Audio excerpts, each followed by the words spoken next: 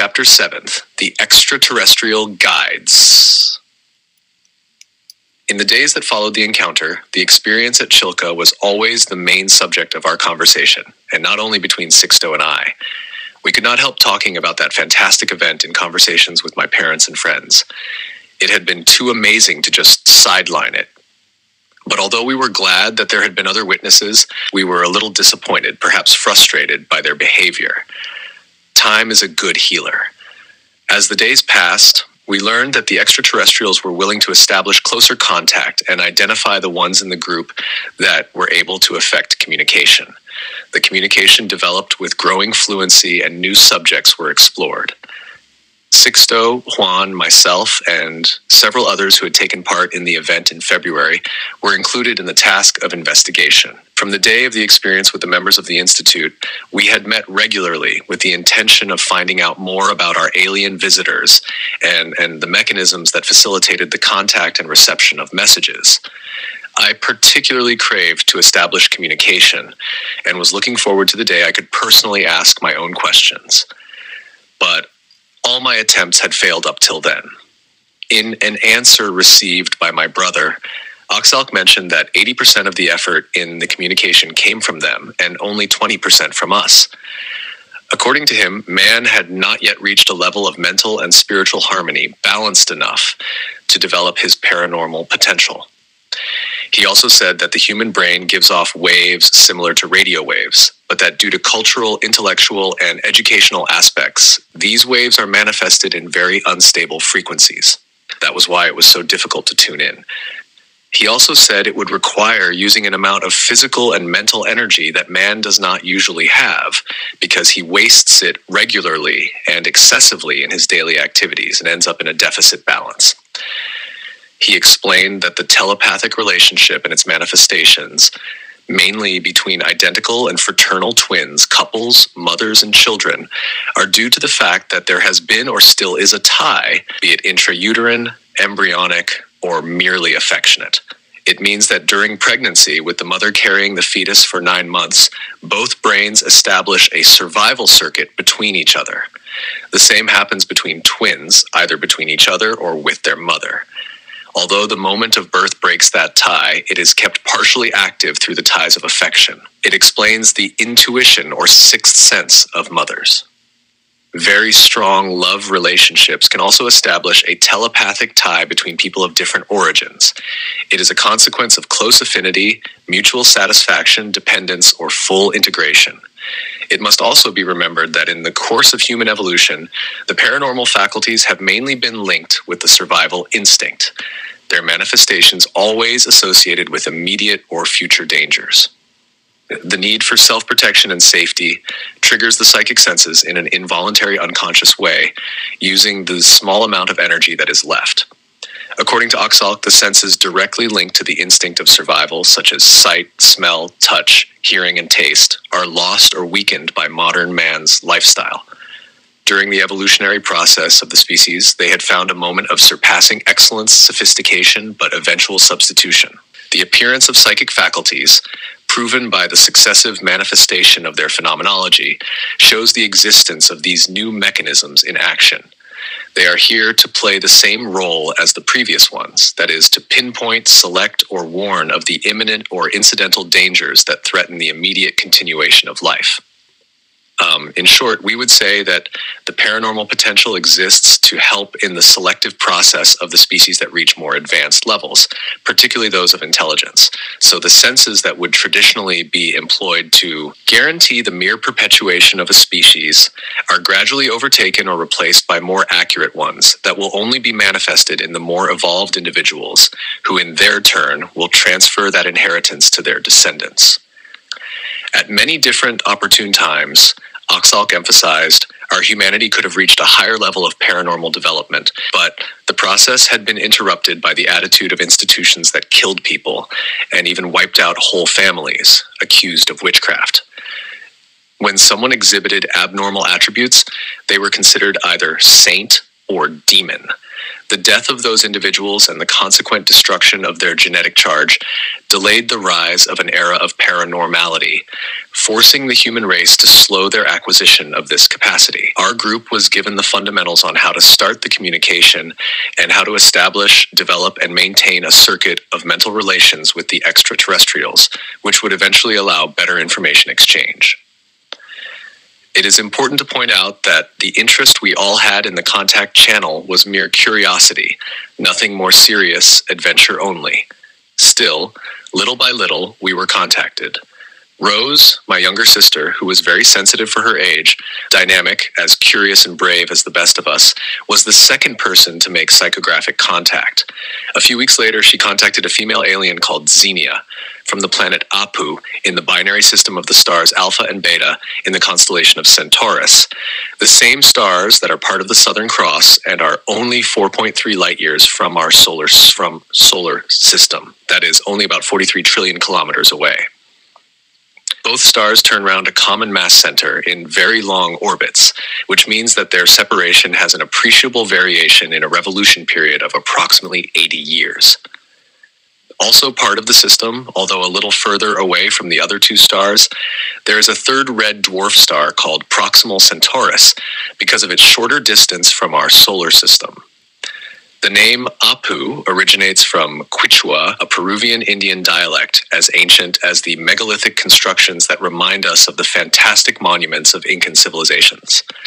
That name, meaning master, is directly associated with the legends from small villages in the Andes, where according to remote traditions, those beings manifested to the Indians as gods, angels, or celestial beings, also called gentle, for their presence was related to the regular bestowal of some kind of assistance.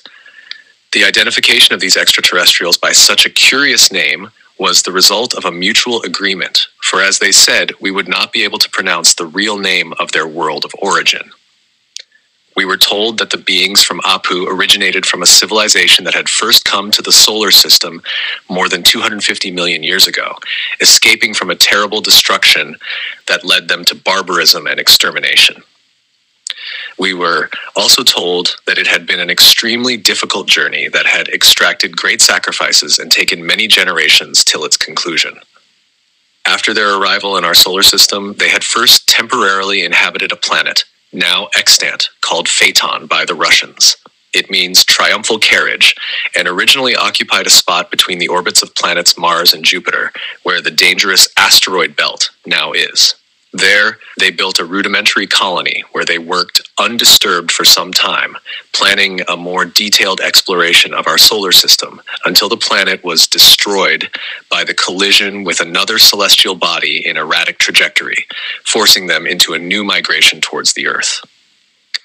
To reinforce this statement, there is scientific evidence that proves planetary collisions in our solar system. In 1986, the space probe Voyager compiled information about the inclination of the axis of the outer planets Uranus and Neptune. According to reports published in the Science Journal of July 4, 1986, a group of 40 scientists concluded that the moons of Uranus and Neptune were not formed from those planets. And according to scientist Ellis Minor, assistant to the project JPL, the colors of the satellites as well as the inclination of their orbits could only be the result of the collision of a very large object with one of their moons. Later, NASA scientists affirmed that an object almost as big as the Earth, traveling at over 60,000 kilometers an hour, might have caused the inclination. All this was confirmed by the English astronomer Gary Hunt from the Imperial College of London, who summarized his statement in only a few words. Uranus received a great shock at the beginning.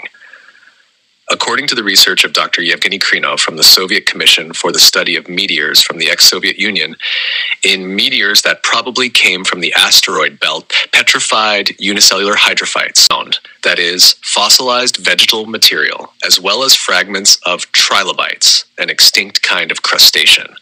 According to Dr. Yevgeny, there is no doubt that in a very ancient past there was life on Phaeton long before it disintegrated. Another Soviet scientist, Dr. Alexander Zavartysky, who investigated the asteroid belt very closely, said that planet Phaeton used to occupy the fourth place in the solar system, that it had a structure very similar to the Earth, and that it was approximately the size of Mars. According to the collected fragments, it was clear to the researchers that the extant body had oceans, mountains, and an atmosphere able to sustain life. According to the scientist, a big cosmic catastrophe must have drastically altered the configuration of the solar system, placing each planet in an orbit different from their original one.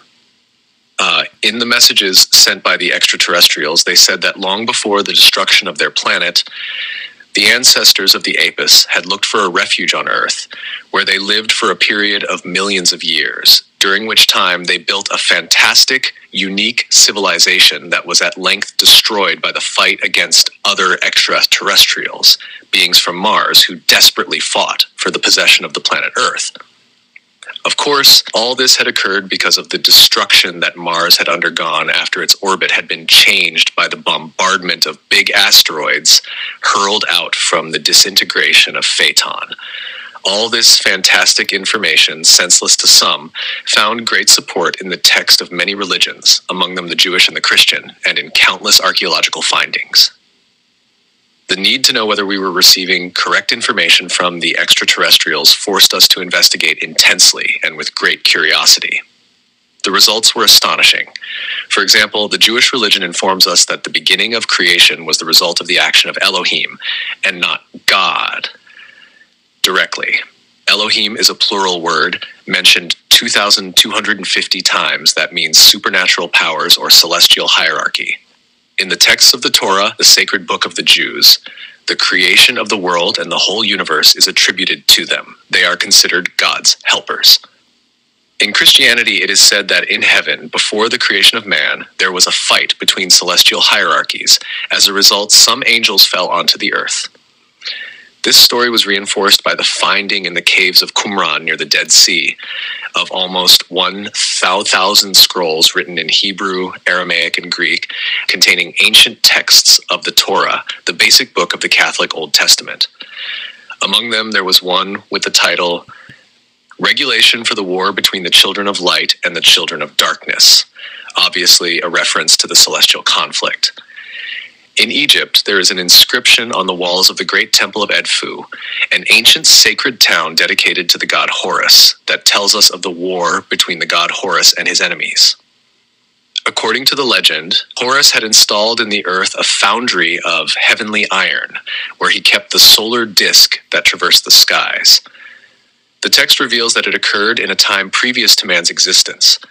Horus traveled beside god Ra, always in a winged disk going through the heavens. But in this case, they both got together to fight against beings that wanted the luminous crown that meant supremacy over the earth. 4,000 years ago, the Assyrians and the Sumerians believed that the god Baal had created the world from the body of a monster that he had previously killed in a battle. According to Hinduism, which began 5,000 years ago, creation was the work of various gods. In short, many religions refer to two important moments in the world. First, the beginning when there were only gods. Second, the creation of man. In many cultures, there are also references to extremely advanced civilizations that existed in ancient times and then disappeared, such as Lemuria and the lost continent of Mu, both vanishing in the Pacific Ocean after a great catastrophe. The first mentioned in theosophical tradition, and the second in several cultures in India. The lost continent of Hawaii of the Polynesians, and Hiva near Easter Island, also disappeared in the Pacific. The legendary Aztlan of the Aztec, the Atlanti or Aztlan of the Norhoa, the Tyon of the Maya, the Hyperborean of the Nordic, the Tino Helg of the Welsh, the Lioness of the Frank, the Thule of the Scandinavian, and even the Atlantis of Plato. There is strong evidence to prove that in ancient times, probably millions of years ago, the surface of this small planet Earth changed a lot. So it should not seem strange that places that once were on the surface are now on the bottom of the sea. It is known that at least in these last 18,000 years, the level of the sea varied over more than 100 meters, which places many archaeological sites at great depths in submarine abysses. But not only the sea can hide archaeological deposits, the surface of the planet itself can also hide great secrets. We should remember the findings of whole towns, such as Herculaneum and Pompeii, buried by Vesuvius in AD 79 and only discovered in 1719. Or Akrotire on the island Santorini, also called Terra or Calliste by the ancient Greeks, destroyed by a terrible volcanic eruption in 3500 BC and discovered only in 1967, over 9 meters beneath the ground. Where then should we expect to find evidence of a civilization that is supposed to have existed and struggled on the surface of the earth more than 250 million years ago, or even 1 million years ago? How deep under the ground or in the sea would their remains be? I believe it would be difficult to recover the evidence of the existence of a civilization more advanced than the human that disappeared millions of years ago. But evidence has been found throughout the years to confirm this hypothesis. In 1851, in the small town of Whiteside County, Illinois, in the USA, 2 small copper rings were found 36 meters deep in the soil. And later in June of the same year, an explosion in Dorchester, Massachusetts, brought to the surface a solid block of stone with a metal bell adorned with floral motif inside it. In 1885, in an Austrian mine, a curious metallic cube was found in a carboniferous stratum from the Tertiary period, which means that the object could not be less than 12 to 70 million years old. Today, the piece is exhibited in the Salisbury Museum in England. Another no less unusual case in 1869 was the discovery of an object that would not coincide with the time of industrial production. It was the discovery of the traces left by a screw 5.08 centimeters long in the interior of a rock taken from the galleries of Treasure City Abbey in Nevada. This rock engraved with the screw shape was investigated by the Academy of Science of San Francisco, the news of which at the time shook the scientific world. Among the most interesting fossils ever found, I cannot fail to mention the human footprints, double the normal size, found on the Paluxy Riverbed near Glen Rose, Texas, beside dinosaur footprints. These footprints dated back to the Cretaceous age, that is, the end of the Mesozoic era. Therefore, they are not less than 140 million years old. Quite absurd when compared with the anthropological findings that say that Homo erectus is little more than 1.5 million years old and Homo sapiens only 100,000 years old. And that is not all. In 1931, Dr. Wilbur G. Burroughs in the Geology Department of Berea College in Kentucky, USA, found fossilized human footprints northwest of Mount Vernon. These footprints, more than 250 million years old, show 5 toes on a clearly human footprint, 23.73 centimeters by 10.25 centimeters. On June 3, 1968, another finding by Mr. William Meister and Mr. Francis Shape revealed a new enigma at a place known as Antelope Springs, 43 miles from Delta City in Utah, USA. A pair of fossilized footprints of shod feet measuring 32.5 centimeters by 11.25 centimeter. What is incredible in this finding is that one of these shod feet had crushed a trilobite, a small crustacean extinct for more than 250 million years. There is also the skull of a bison, a kind of buffalo that lived in Siberia pre-Soviet Union, a little more than 100,000 years ago, that was found with a bullet hole in its animal, shot by a firearm thousands of years ago, survived the impact as proven by the regeneration of the bone, and today is the subject of investigation by the Museum of Natural History of St. Petersburg. No less spectacular was the finding by Mr. Mike Mikesell, Mr. Wallace Land, and Virginia Maxey on February 3, 1961, in Olancho, California. These 3 young people were looking for geodes, hollow rocks with crystals inside, sometimes semi-precious stones of great value. That particular day, they collected a few geodes near Lake Owens, some 1,300 meters above sea level. Carrying what they considered to be a satisfactory number of geodes, they went back to the store in Virginia, which specialized in ornamental objects of stone, where the rocks would be opened with a diamond saw. A particular rock that had attracted their attention because of its weight would be the first one to be opened. In the first attempt, the saw was damaged, indicating there was something very hard in the geode. With great difficulty, they managed to open it and saw that the rock was not hollow. A strange object was inside. The object that had damaged the saw was a circular porcelain piece. In its interior, there was a fixed metal stick 2 millimeters in diameter, ending in a kind of spiral or something similar, difficult to define because of its level of decay. All this was in a hexagonal case of an unidentified material, for it was almost disintegrated, only the printed shape left. After research, it was agreed that the device inside the geode was quite similar to a spark plug of a combustion engine, but more than a few thousand years old. Another extraordinary fact is evidenced by the little statue of Nampa, a small clay figure only 2 centimeters, found in the village of Nampa, Idaho in the USA, at a depth of 90 meters in 1889. This object was researched by Dr. Kurtz of Davis Park Museum, who dated it from at least 1 million years ago.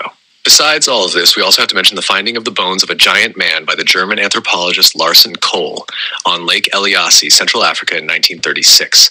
Also the German Gustav von Koenigswald and Franz Weidenreich, who found bones of a giant human being in Peking. The thought that the information given to us through our communications could prove correct when compared with the foregoing research seemed sheer madness, mainly because it was more appropriately found in a science fiction novel than in our daily life.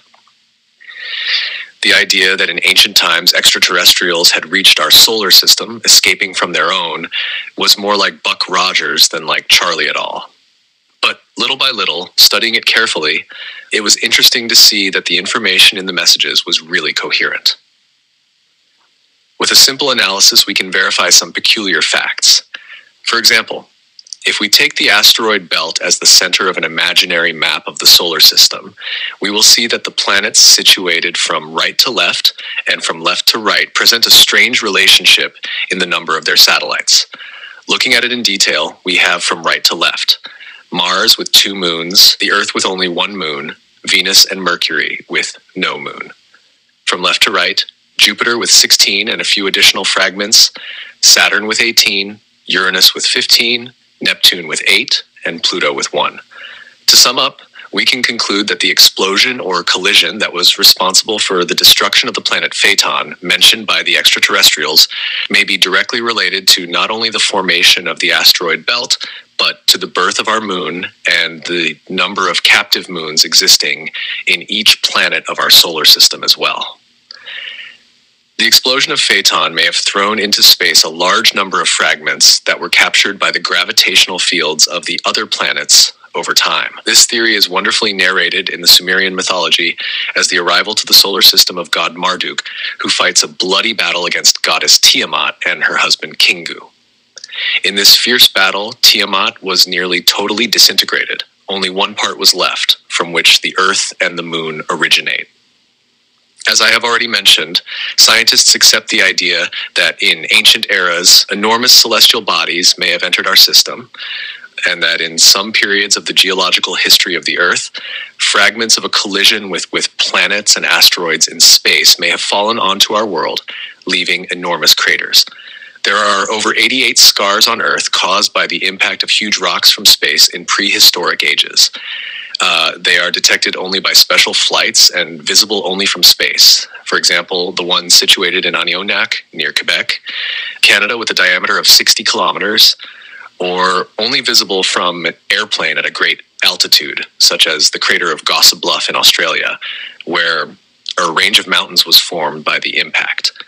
And many of them have been associated with major climate alterations on Earth, and also with the death of the gigantic ferocious dinosaurs, as shown by recent findings in a crater in Chicxulub in the Yucatan Peninsula in Mexico that has a diameter of 200 kilometers. All these fantastic revelations that reached us through our communications whetted our curiosity for more details. The extraterrestrials usually answered that in the future there would be a moment when everything would be gradually revealed. They insisted that it was too early to speak about the past, for in order to understand it correctly, it was more important to be conscious of the present. We could hardly imagine the divulging of history that awaited us. The past events of humanity would be fully revealed to man for the first time. It would be disclosed to us by those beings who had been living witnesses of those events, accomplices in many moments of great cultural transformations, and responsible for so much confusion of identity. The history of our mystic, religious, cultural, and extraterrestrial past would soon be unfolded, achieved by the same source that throughout our days generated so many moments of fear, love, respect, admiration, and fascination in so many beings that are now lost in the memory of time. Meanwhile, Sixto continued his contact with Oxalc. Oxalc said he came from another group of stars much further from our system than the beings from Apu. He also said he now lived in a place called Morlin. According to the extraterrestrial, the name Morlin is what they call in their language the biggest natural satellite of Jupiter, discovered by Galileo in 1610, and baptized Ganymede in honor of a Trojan prince who was kidnapped by Zeus and transformed into a servant in Olympus. The smaller moons, Callisto, Europa, and Io, are called by them Colonia, Anasia, and Enitia, respectively. Oxalc said that all those moons are colonies of the Orions, inhabitants of a planet in the Orion constellation about 500 light years from our solar system. That constellation has several well-known stars, 3 of which are the ones that form the 3 Aries. Their scientific names are Mintaka, Alnilam, and Alnitak, besides 3 others, Rigel, Betelgeuse, and Bellatrix. Its sun is one of the smaller yellow stars belonging to the ensemble. According to Oxalc's messages, more than 65 million years ago, a very small group of survivors from Orion reached our solar system in an exploratory expedition and settled on the Earth at a time when the beings from Apu and Mars did not exist as a strong civilization anymore, but only as barbarized survivors. That colony may have lasted for several millions of years, fighting against those survivors, dominating our planet almost entirely, modifying the ecosystem, and finally also coming to nearly total extinction. The references and details of the narratives given to us through communication reminded us of the legendary Atlantis. There is a great similarity between them and the information about that mythical civilization passed on to us by Hesiod in his Theogonia, by Euripides in his tragedies, by Plato in his books Dialogues and Republic, and by the striking media messages through the well-known American sensitive Edgar Cayce. They are in accordance with a great part of the legends related to distant places inhabited by giants and strange creatures in very ancient times.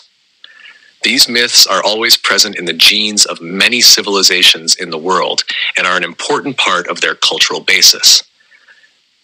And it is most curious to see that these stories are much alike everywhere.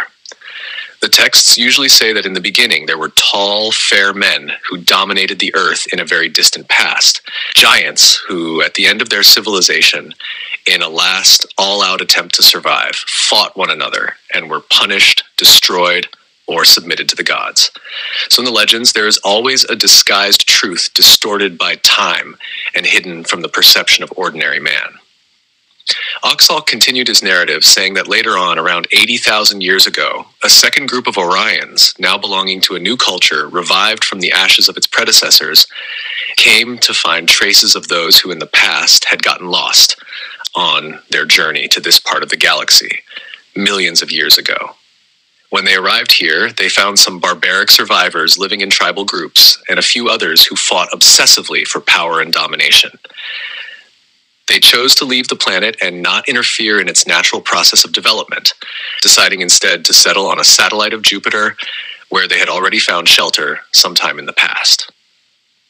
It was Ganymede, which was gradually adapted to offer the necessary conditions for their survival. According to Oxalc, this satellite of Jupiter, as well as the others, represent an important resource of minerals. It also provided a safe place, free from interference. For these reasons, they decided to use it as the central basis of operations for the various tasks they have undertaken in this system. This second coming of the Orions to the solar system has served purposes up to the present time. The beginning of their stay on Jupiter's moon was very hard.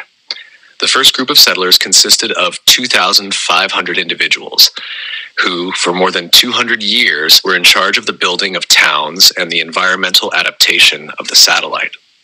Oxalc said they used the telluric conditions of Ganymede as a source of energy simply because the underground is still hot. Thermal energy would be used as the main support for the systems of environmental adaptation. Rock crystal was extensively found on the satellite and was one of the raw materials especially used in construction.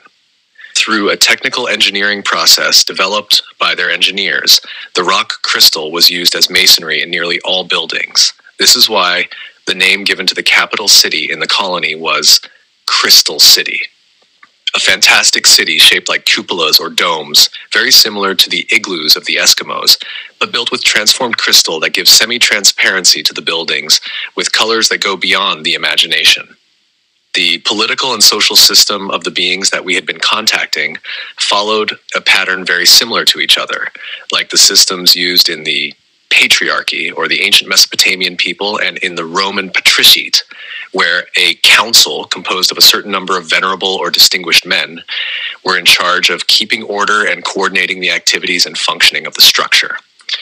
In these extraterrestrial societies, there are no kings, emperors, presidents, or governors. They do not accept a single leader with supreme power because they do not promote individualism nor protagonism. According to their philosophy, they consider individualized power as a stimulus to egocentrism, egotism, and ambition that totally hinder interpersonal relations both vertically and horizontally. They are usually societies based on communal activities where opportunities are equal for all. Their ideology is anarchic socialist-oriented, but not a communist socialism or an anarchism similar to ours, just the opposite. They act through sound principles. Simple objective values rule their actions, motivate their behavior, and guide their thoughts beyond any imposition. Their reactions and attitudes are the result of conscious mind, not doctrines. Although everyone has the same opportunities for work and development, there is no kind of payment for the final product. Even so, each individual is motivated to work and produce more with better quality, for their objective is to satisfy the security and demands of the community. By doing so, they are indirectly doing it for their own benefit. There are no different social levels, no hierarchical job positions like ours, nor activities getting different benefits. Individual and collective efforts aim at the constant development and welfare of society, thus enabling everybody to benefit from the result continuously. There is no sexual differentiation in productive or non-productive activities. All men and women take part in the same functions and responsibilities. The final objective is to cooperate for the success of their enterprises and to provide for all the basic needs of the community. There are no futilities, no superfluities. An individual does not want to be more important than the others, nor to own more than what they already have, because what one has is already quite enough to satisfy needs completely. In all senses, these societies are not motivated by competition, but by the desire to improve life. Their incentive is not to best an opponent, but to unite efforts to overcome the difficulties of an accomplishment for general benefit. They do not fight against one another, but struggle for everybody. Any concept of utopia would be too limited compared to this wonderful reality. All this information sounded a little strange to all of us. We were kids of 12 to 18 with the typical apprehensions of that age. We had never had any curiosity about politics or sociology. Up to that moment, we had never worked to earn a single cent. Political, ideological matters were far beyond our full comprehension, but later on, new situations would arise that would enable us to understand all that and much more. The messages we received mentioned the existence of various extraterrestrial civilizations whose cultural bases were similar to the ones we have already explained. However, why were several alien races frequently mentioned in the contacts? In one of these communications, Oxalk explained that in our galaxy, the Milky Way, there is an interplanetary entity or institution that is formed by a group of extraterrestrial civilizations. According to his reports, in a very distant past, interplanetary vehicles of various origins that explored space met other technologically advanced societies, and from then on they began cultural and technological exchanges, establishing embassies and creating commercial links. The Worlds of the Galaxy Confederation acts as a mediator to determine the aspects related to interplanetary research and to distribute their results to the various participants so that the development will be homogeneous. On Earth, the UN, United Nations Organization, performs the same role, mediating between warring countries. Similarly, its sidereal sister helps to keep peace in the galaxy, necessary and policing the maintenance of order and respect for the various civilizations and forms of life under development. However, not everything is that marvelous. There are societies outside the Confederation that, against the wishes of the Confederation, often consider, similar to some views held on Earth, species of inferior development as primitive and worthless. In most cases, these beings are responsible for the frights and ill treatment undergone by some contactees. But an extraterrestrial society should not be considered bad or negative just because it is not Confederate. The concept of interplanetary ethics is a complicated subject, for the concepts of right and wrong are not determined by laws or regulations, but by a principle of survival. So, if the human being thinks he has the right to submit to experimentation a creature he considers inferior, like a rat or a monkey, why can't an extraterrestrial submit a human being to a similar experiment for the benefit of scientific investigation? Finally, Oxalk informed us that a group of civilizations of different origins but physically very similar to humans was appointed a few years ago and has now been acting in our solar system, intending to plan an approach to the situation on the planet Earth. And that was all. The extraterrestrials would explain it in detail later on. Up to now, it was like watching Captain James Kirk, First Officer Mr. Spock, Dr. McCoy, and the crew on the bridge of Spaceship Enterprise, all at the service of the Galaxy Federation, always willing and ready to fight against the violent Klingons. But it is worth remembering that, as fantastic as it may sound, a similar theme was presented at the end of the last century when a French writer called Jules Verne, in his book From Earth to the Moon, depicted a fictitious manned space journey, giving data and information that would eventually coincide with reality. Fiction and reality go side by side, sometimes mixing. The messages we had received up to now only mentioned the necessity of reflection in the face of the world situation. They described the values that should rule human behavior, their condition and responsibility in the cosmic scene. They often reinforced the idea that a new attitude would be necessary so that humanity could continue its development. Otherwise, destruction would be the imminent consequence. The approach was philosophical and spiritual. Sometimes it touched on religious or esoteric fields, referring to the origins of occultism, religion, magic, and spirituality as necessary steps in the process of comprehension of the larger reality where man moves. They often repeated that something would soon happen and that we should be alert. However, up till that moment, our only motivation was curiosity and love of adventure. We knew we could contact various civilizations, a total of 15 in fact, as would later be proven. According to what Oxalk said, all these people had a physical appearance similar to the human. In this way, physical approach could occur without creating undue fear or insecurity, easing the way for ongoing experiments. I was the third one to establish contact, but it was not easy. I had been annoying my brother Sixto and my sister Rose, trying to understand what they did to communicate with the creatures, their guides.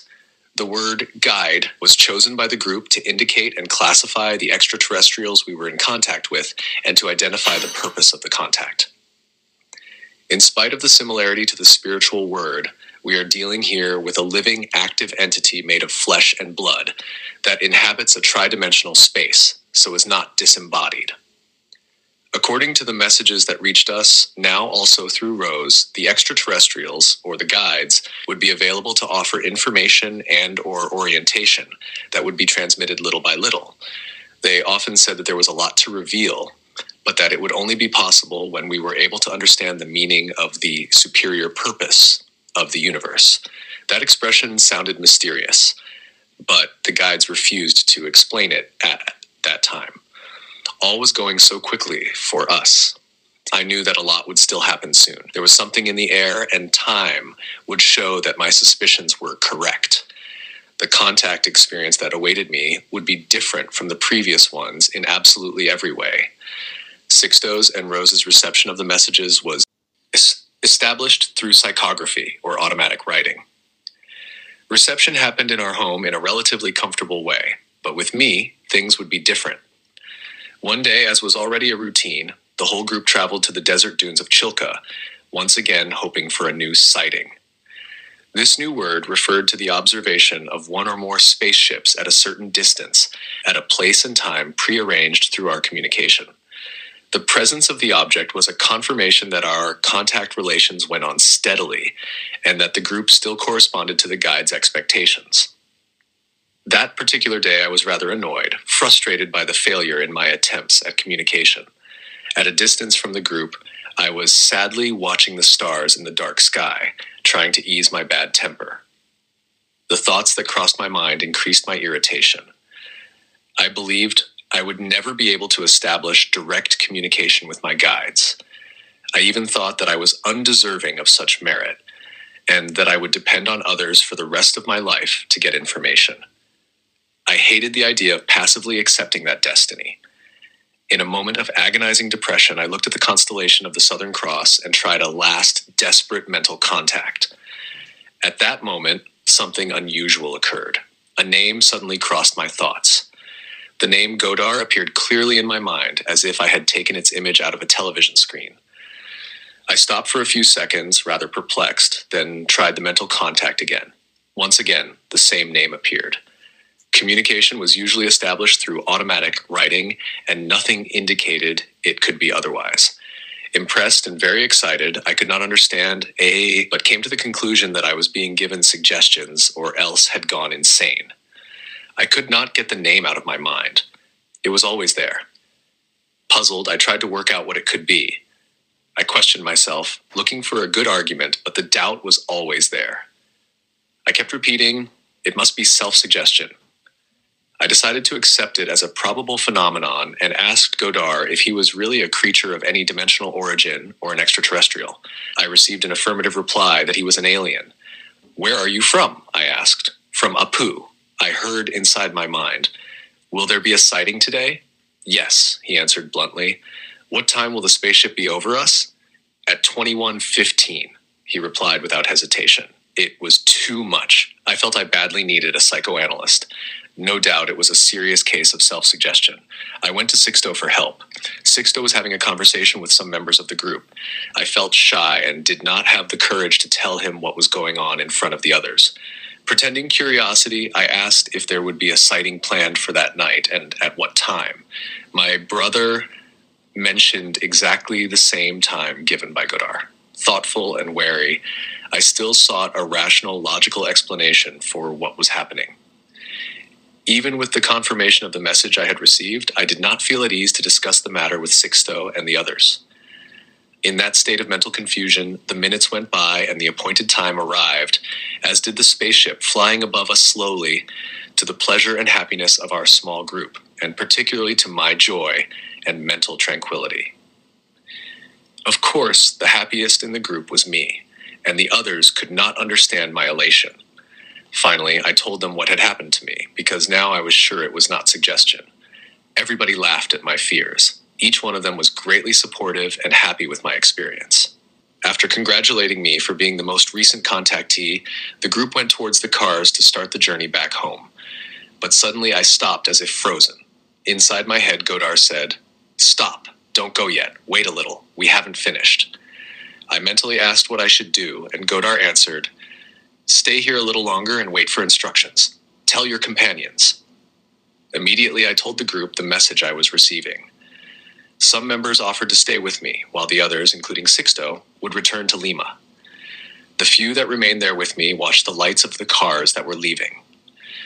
The lights disappeared among the dunes and sand, and darkness coldly filled the landscape again. Everything was wrapped in an eerie silence. I could not quite understand what was going on, but I decided to follow the instructions of the alleged guide Godar. Then, when they were all looking at me, waiting for a command, I felt an irresistible urge to follow a certain direction. Insecure and suspicious, I discussed my doubts with the boys, and willing to explore, we all agreed to comply with what seemed to be a message. So we began to walk. The usual site for the observation of sightings was the hillside of a group of mountains near a dry riverbed near Chilca.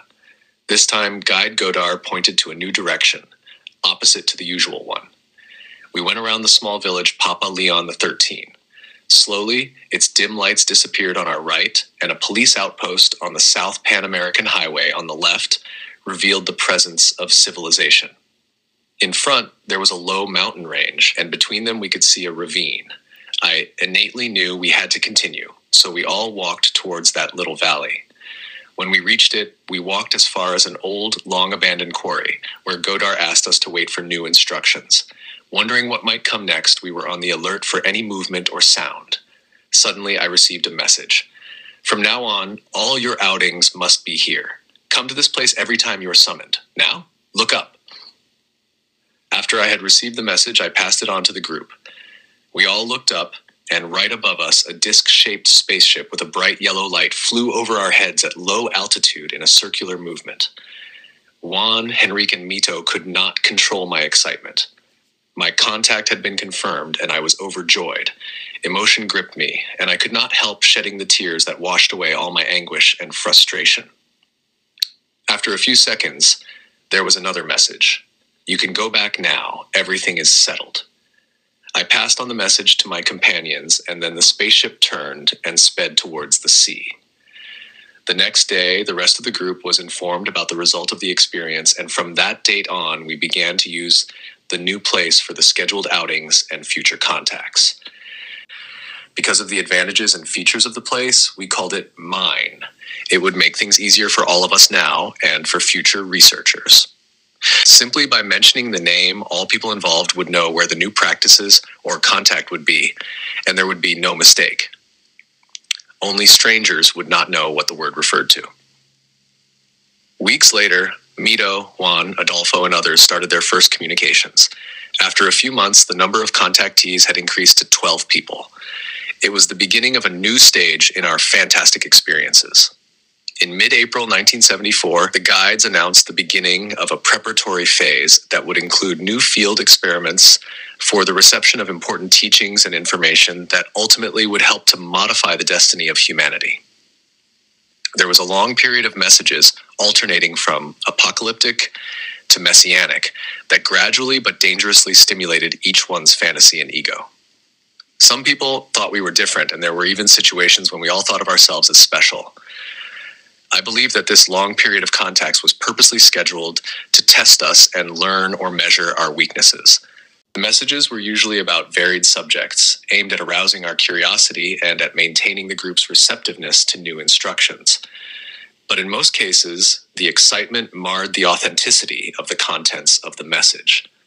Although enthusiasm for adventures and novelties stimulated the group's motivation, unfortunately, there were also occasional conflicts between us, the ego vying to be the winner. Until then, the guides had sent curious and interesting messages, beautiful philosophical statements, and a few other things to feed our imagination. However, the actual purpose of contact was still obscure. At that point, the validity of the information itself was questioned, for the messages received might contain a great deal of interference from our subconscious itself. We had no guarantee that it was not happening. Up to that moment, nobody in the group had talked directly with any of these beings face to face, in which case the receptor would be able to identify his share of interference in the message. So there was a cloudy horizon to be illuminated. We somehow knew, not very clearly, that we were part of something important. But what? The answer would take a long time to come to. Through fair and foul, self-suggestion, fantasy, manipulation, mystery, as well as coherence amongst the gamut of questions, we managed to identify a pattern of approach, a way to analyze the contents of the messages, of clarifying proceedings for establishing communication, and how to interpret the conceptual composition of the communications. Little by little, the guides showed us a pattern to recognize the characteristics of the communications that could be considered relatively valid. They insisted in saying that every message would always carry in it some data, information, and even orientations, originating deep in our own minds as a consequence of our familiar, professional, and spiritual formation. For that reason, we agreed that every message received that might arouse doubt should be confirmed through a field outing. In short, any questionable piece of information should be compulsorily confirmed by a concrete contact. That is, a sighting or the presence of an objective phenomenon sent by the extraterrestrials in order to prove the validity and authenticity of the message. Among the new experiments that the guides had prepared following a kind of schedule they were using, now there was a great innovation that they called practice of self-control. This new practice method consisted of outings to a determined place, usually away from civilization and difficult to reach, that is, away from the noise and the presence of any human being. They would be desert places, beaches unknown to the public, mountains far from any route, and the mine itself. There, individually or in groups, we would do something different from anything we had done up to that moment. The practice was like this. In the first phase, individuals would be called by the extraterrestrials to meet in a fixed place. In the second phase, when the ones who had been called to participate arrived, they would receive the message to go to a second place, farther away, but still within the predetermined area. In the third phase, we would receive a list of names in the correct sequence that should be followed for each one's participation. And finally, after that, the guests in the experiment would remain alone and silent in complete darkness for a specific period of time, always under the supervision of the guides. It sounds like a sadistic joke, but its purpose was to prepare us for future situations. Although the idea of staying 15 to 45 minutes in the mountains, totally separate from any human visage, was not very appealing, it had an important objective. In total isolation, the guides would allow us to give way to fantasies and fears that dwell deep inside all of us. Every natural sound, shadow, or movement in the place would then look like frightening ghosts or beasts peeping and menacing from everywhere. That way, confidence in the contact and in the purpose of that exchange would be tested.